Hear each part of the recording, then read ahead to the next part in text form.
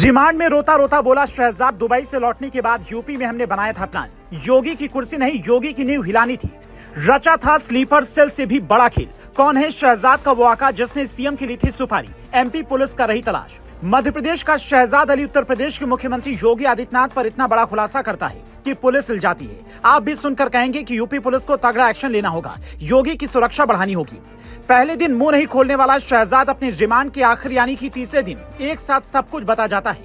वो कहता है, छतरपुर के थाने पर पत्थर फेंकने का मास्टरमाइंड मैं नहीं बल्कि मेरा भाई फयाद, जिसने पूर्व मुख्यमंत्री उमा भारती पर कभी फायरिंग करवाई थी, उसने ही पूरा प्लान बनाया था। हमारी अगली प्लानिंग यूपी में अपने कौम के परेशान लोगों की मदद करने की थी। यूपी में जिस हिसाब से बुलडोजर चल रहा है उसके खिलाफ हम बड़ा प्लान बना रहे थे ताकि कोई ऐसी हिमाकत दोबारा न कर पाए। यहाँ तक कि सूत्र बताते हैं कि शहजाद ने बाकायदा योगी की कुर्सी तक पहुँचने का प्लान तैयार कर लिया था। वो योगी की कुर्सी नहीं बल्कि नींव हिलाना चाहता था।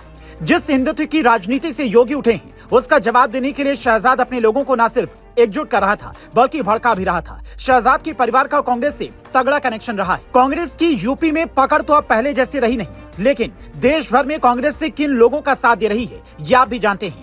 शहजाद और उसके करीबी जैसे लोग ऐसा लगता है कि पार्टी में होते ही गलत मकसद से हैं। शहजाद की जो तैयारी छतरपुर में दिखी उसे देखकर साफ अंदाजा लगा सकते हैं कि साजिश कितनी बड़ी हो सकती है। आखिर एक थाने के बाहर इतने पत्थर कहां से आए? और उसके बाद भी शहजाद को यह लगा था कि मैं नेता हूं तो बच जाऊंगा और फिर दूसरे शहर में प्लान बनाऊंगा, पर वो प्लान फेल हो गया। जिस ई रिक्शे में बैठा उसी ने चिल्ला चिल्लाकर उसे पकड़वा दिया। जब वो पकड़ा गया तो बार बार यही कहता रहा, मैं तो हज करने पहले दुबई गया था। दुबई में ही एक जगह से घर के लिए झूमर खरीदवाया, वहां से महंगे महंगे टाइल्स मंगवाए, एक शेख से मुलाकात की, उसके बाद अपने सपनों का महल बनाने में लग गया।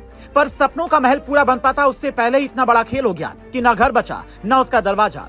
उसके अंदर रखी आलीशान गाड़ियां सब मिट्टी में मिल गई। और हैरानी की बात तो ये थी कि छतरपुर के हाजी शहजाद अली ने जिन लोगों के लिए पत्थर उठाए थे वो लोग शहजाद के पकड़े जाने के बाद कहाँ हैं? ये तस्वीर देखकर समझ लीजिए, जब शहजाद पकड़ा गया तो कोई भी उसकी मदद के लिए नहीं आया। 72 घंटे की पुलिस रिमांड के दौरान किसी ने उसे मिलने की इच्छा नहीं जताई। यहाँ तक कि उसके 3 भाई जिनके दम पर वो कभी छतरपुर में राज करता था वो सब फरार हैं। पुलिस उनकी तलाश में जुटी है, लेकिन समझने वाली बात तो ये है कि इनका मोड्स ऑफ ऑपरेंडी क्या था।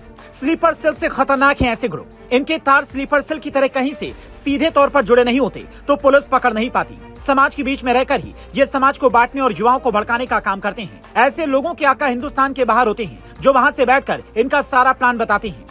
आपको याद होगा कुछ दिन पहले ही ट्रेनों की पटरियों पर पत्थर और दूसरे सामान रखे जाने के आरोप में कई आरोपी पकड़े गए। उसके वीडियो सामने आए जिसका मकसद रेल को पटरी से उतारना था। आप कहेंगे इससे किसी को क्या मिलेगा? तो इसके लिए बाकायदा पाकिस्तान और तमाम मुल्कों से फंडिंग आती है, जो बात कई बार पहले भी सामने आ चुकी है। अब शहजाद को फंडिंग कहां से मिल रही थी इसकी भी जांच जारी है। उसने जो आलीशान महल बनवाया था वो उसके 3 भाइयों की काली कमाई का ही हिस्सा था या फिर विदेश से भी तार जुड़े थे, ये पता करवाया जा रहा है। क्योंकि सवाल अब सिर्फ मध्य प्रदेश का नहीं बल्कि देश की सुरक्षा का है।